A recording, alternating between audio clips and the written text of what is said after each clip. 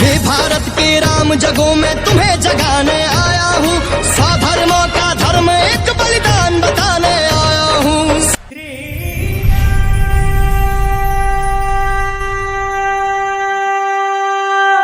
जय जय श्री राम। नमस्कार दोस्तों, कैसे हैं आप सब लोग। श्री राम मंदिर मामले का संघर्ष हमेशा इस बात की याद दिलाएगा कि धर्म हर किसी को पर्याप्त अवसर देता है कि वह अधर्म का साथ छोड़कर धर्म का साथ दे। जैसे कि श्री राम ने रावण को दिया, ठीक वैसा ही अवसर श्री राम मंदिर मामले ने हर सरकार को दिया और अंततः वो शुभ घड़ी आ गई जिसका प्रत्येक भारतीय को इंतजार था। लेकिन जैसे जैसे 22 जनवरी नजदीक आ रही है, वैसे वैसे विपक्ष के पेट की मरोड़ें इतनी जोर से उठ रही हैं कि उनके मुंह से उल्टियां हो रही हैं। कुछ इसी तरह की उल्टियां लेकर आए हैं, आओ जरा समेटते हैं। चाचा, ये सवेरे सवेरे क्या मेरे को यही देखने का है क्या? लाखों करोड़ रुपया अगर अयोध्या में खर्च हो रहा है, हाँ, तो उससे कितने लोगों की शिक्षा हो जाती है, कितने लोगों का चिकित्सा का व्यवस्था हो जाता, कितने लोगों को आप सैलरी दे पाते, नौकरी दे पाते।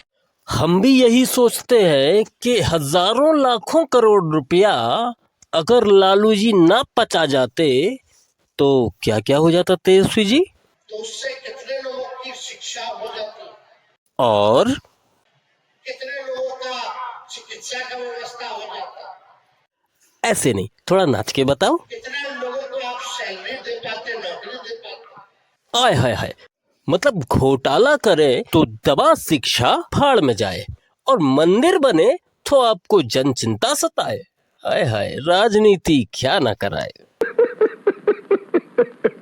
वैसे इतने तेजस्वी अकेले नहीं है, यहाँ दिग्गी राजा को अलग ही चिंता खाई जा रही है कि पुरानी मूर्ति का क्या होगा जब नई मूर्ति आ जाएगी। इस रामलला की लड़ाई पर, मूर्ति पर सारा झगड़ा हुआ, वो मूर्ति कहाँ है? वो मूर्ति स्थापित क्यों नहीं हुई?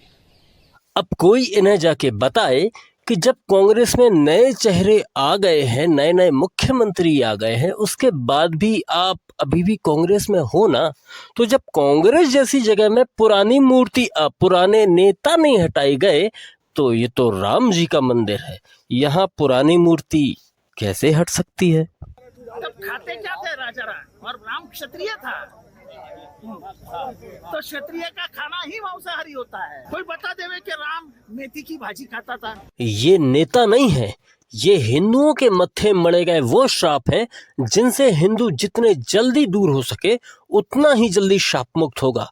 अदरवाइज ये श्राप आपको सांप बन के कब डसेंगे आपको पता भी नहीं चलेगा। और जहां तक रही खाने की बात, तो नेताजी को जो वास्तव में खाना चाहिए और जहां इन्हें होना चाहिए, लगता है उसका टेस्ट ना तो इन्हें अभी तक मिला है और ना ये वहां पहुंचे हैं। क्या करें, राजनीति ऐसी भी होती है। खैर, आज की डिबेट ऐसे लोगों के लिए ही है जहां इन लोगों की अच्छी तरह से खातिरदारी अमिताभ जी ने की है और साथ में बताए हैं कुछ ऐसे फैक्ट जो आपको वास्तव में आश्चर्यचकित कर देंगे। तो अब और समय न बर्बाद करते हुए साथ में मिलकर डिबेट देखते हैं और जो भी आपकी राय हो कमेंट करना और अगर अच्छा लगे तो लाइक भी कर देना। आप अच्छा नहीं बोल सकते तो मौन हो जाइए। नहीं, ये कोई चुनावी कॉन्फ्रेंस तो है नहीं, मंदिर बन रहा है। अच्छा नहीं बोल सकते, पेट में दर्द है, उंठा है, अंदर जलन है, एसिड बन रहा है, एंटासिड खा के चुप सो जाइए, मत बोलिए, 22 तारीख के बाद उठिए, मत देखिए आंखों से। लेकिन ये इजाजत देश नहीं दे सकता कि आप देश से वोट भी लें और ऐसा भी कहें कि राम क्या खाता था और मंदिर जाने से रोटी मिलेगी। करोड़ों रुपया लग रहा है मंदिर में। जिन्होंने अपने घर अरबों के बनवा लिए वो भगवान राम के मंदिर में सवाल उठा रहे हैं, और वो भी माइक से। रत्नाकर सिंह, पहली चीज तो ये कहना चाहूंगा मैं स्पष्ट रूप से कि जितेंद्र आव्हाड जी एक महाराष्ट्रियन हैं और महाराष्ट्रियन लोगों की हिंदी थोड़ी तंग होती है। जहाँ की मैं जानता हूँ, बहुत करीबी इन लोगों से मिलता हूँ और हिंदी वो किस तरह से बात करते हैं बहुत तंग होती है। उन्होंने कहा कि महाराष्ट्रियन को हिंदी नहीं आती। मैं एक चुनौती देता हूं जितेंद्र को, इसी भाषा में, उन्हें तो हिंदी आती नहीं। खेमचंद जी, जितेंद्र को हिंदी नहीं आती कांग्रेस के मुताबिक, चूंकि कांग्रेस उनके गोतिया है, मतलब रिश्तेदार है, इस वक्त एक ही अलायंस में है। तो ऐसे ही कि पवार की, शरद पवार क्या खाता है, शरद पवार क्या पीता है, ऐसा बोल दें, हम मान लेंगे उनको हिंदी नहीं आती। खेमचंद जी ठीक है? क्या ये तो शरद पवार में तो उन्होंने राम के लिए बोल दिया, पवार तो राम नहीं है, चलो पवार के लिए बोल दें। खेमचंद जी ठीक है? शरद पवार तो बुजुर्ग आदमी है, वो राहुल गांधी के लिए बोल रहे हैं। हाँ, राहुल गांधी के लिए बोल रहे हैं, तो चलो अभी कहाँ जाता है, हाँ, क्यों करता है, कैसे खड़ा होता है, क्या बोलता है। नहीं, ये नहीं हो सकता।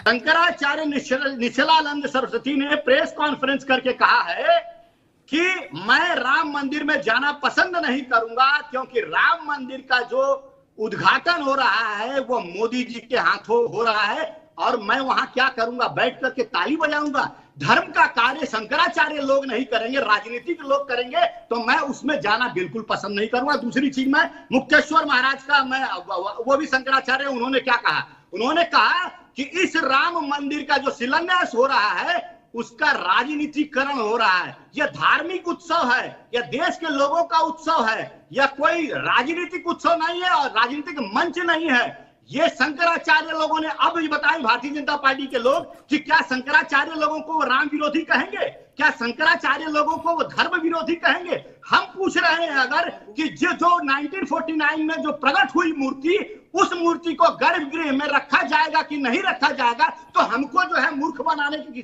कवायद की जा रही है। आप कह रहे हैं कि ये कौन सा मूर्खता भरा प्रश्न है?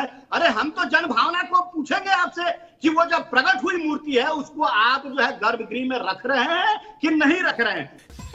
तेरा तो गेम बजाना पड़ेगा। निश्चलानंद जी की बात हो रही है, मैं निश्चलानंद जी का बड़ा सम्मान करता हूं, लेकिन कांग्रेस को इन चक्करों में नहीं पड़ना चाहिए, क्योंकि उसकी जानकारी कमजोर है। 11,440 वोट से न खेलो, झुलस जाओगे बाबू। ये 11,440 वोल्ट है। निश्चलानंद सरस्वती जी महाराज को दीक्षा दिलाई थी करपात्री जी महाराज ने, कांग्रेस में खड़गे जी को भी नहीं पता होगा ये, ठीक, करपात्री जी महाराज ने। और ये उनके वो शिष्य थे निश्चलानंद जी महाराज, जिन्होंने जब काशी विश्वनाथ में एक दलित गया था तो करपात्री जी और निश्चलानंद जी दोनों ने कहा था काशी विश्वनाथ का मंदिर अपवित्र हो गया, अब मैं यहां कभी दर्शन नहीं करूंगा। क्या आप सहमत हैं? आप सहमत हैं? अब बोल। मैं इसीलिए कहता 11,440 वोल्ट नंगे हाथ से काहे छूते हो, बाद में पलट जाते हो। देख तो लो कहां खड़े हो महाराज। और जो बात कह रहे कि दिग्विजय सिंह के सवाल को ऐसा करके हल्का बता दिया, पब्लिक डोमेन में यह जानकारी है। गर्भगृह में 2 मूर्तियां रहेंगी, ट्रस्ट की तरफ से ऑफिशियली ये जानकारी पब्लिक डोमेन में आज से नहीं महीनों से है। जब आपको इस बात की जानकारी कर लेनी चाहिए थी, दिग्विजय सिंह रत्नाकर सिंह तो आए नहीं, 10 साल चीफ मिनिस्टर रहे हैं, और वो कहते हैं कि हम तो खुद, हमारे तो राम अंदर बसे। तो उनको ये पता नहीं थी कि 2 मूर्तियां होंगी, एक अचल मूर्ति होगी, एक उत्सव मूर्ति होगी। उनको तो मंदिरों का विधान पता होना चाहिए ना, जो शोभा यात्रा में जाएगी मूर्ति। अचल मूर्ति तो उखाड़ के शोभा यात्रा में जाती नहीं है। ये बात पता नहीं थी क्या उनको? नहीं। एक चल मूर्ति होगी, एक अचल मूर्ति होगी। अचल मूर्ति को चल मूर्ति को हम उत्सव मूर्ति बोलते हैं हिंदू धर्म विधान में। ये बात तो पब्लिक डोमेन में है, फिर इस सवाल को शरारतपूर्ण क्यों नहीं कहेंगे? नाराज हो जाएंगे। एक और चीज उठा दो ताकि जनता को आनंद आए, उसको लगे कि भाई दूध का दूध, पानी का पानी किया अग्निहोत्री ने। जिस अलायंस का नेतृत्व तो कांग्रेस कर रही है, उस अलायंस का उत्तर प्रदेश में ड्राइवर है समाजवादी पार्टी, मुखिया, ठीक। अखिलेश यादव जब चीफ मिनिस्टर थे, मेरी बात को धैर्य सुन लीजिएगा फिर जवाब देंगे, और कांग्रेस भी इसको सुनी रही है तो मनन करेगी कि कहां फंस गए आके, हैं ना बोलते ना बवाल में फंसते। तो रत्नाकर भाई ने कहा अभी मुक्तेश्वरानंद उनका नाम है पूरा, स्वरूपानंद जी के शिष्य थे, अब शंकराचार्य हो गए, ठीक। हमारे ऊपर उनकी बड़ी कृपा है, स्वरूपानंद जी महाराज की भी और इनकी भी। बनारस में इनको और बटकों को गिरा गिरा के लाठियों से, कुंदों से, बंदूकों के घायल किया गया। अकेले अमिताभ अग्निहोत्री थे जो इनके लिए लड़े थे, अकेले। सबके मुंह में दही जम गया था। कांग्रेस अभी राहुल गांधी कह दे कि मैं अखिलेश यादव की निंदा करता हूं, अभी मुक्तेश्वरानंद महाराज शंकराचार्य महाराज को काशी की सड़कों पर गिरा गिरा के सन्यासियों को मारा था लट्ठों से और दुनाली राइफल के कुंदों से, कह सकते हैं रावत जी? या ये तब भी वो शंकराचार्य के प्रतिनिधि तो थे ही, छोटे संत तब भी नहीं थे, स्वरूपानंद जी महाराज के उत्तराधिकारी तब भी थे वो। क्या ये बोल सकते हैं कि अखिलेश यादव ने पाप किया था? या आप किसी बड़ी मस्जिद के इमाम को ऐसे सड़क पर गिरा मार सकते हैं, वो साहस जुटा सकते हैं? नहीं ना। तो शंकराचार्य के प्रतिनिधि को क्यों मारा, जो आज हमारा माननीय शंकराचार्य है? रावत साहब किस गली से भागेंगे? वो हमने रोते हुए उनका इंटरव्यू किया ऐसे ही चैनल पर, रो रहे थे अभी मुक्तेश्वरानंद जी महाराज। राजनेताओं का कंठ सूख गया था हमारे डर से। क्या बात करेंगे हमसे? और अब साहस हो तो राहुल गांधी बोल दे। अभी मुक्तेश्वरानंद नहीं भूले होंगे,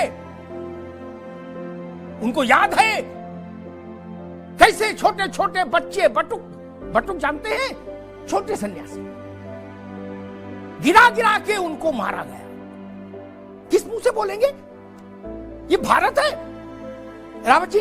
राजनीति किस स्तर पर आके खड़ी होगी भाई? आशा है आपको ये वीडियो पसंद आया होगा, और पसंद आया हो तो प्लीज़ शेयर करना, लाइक करना।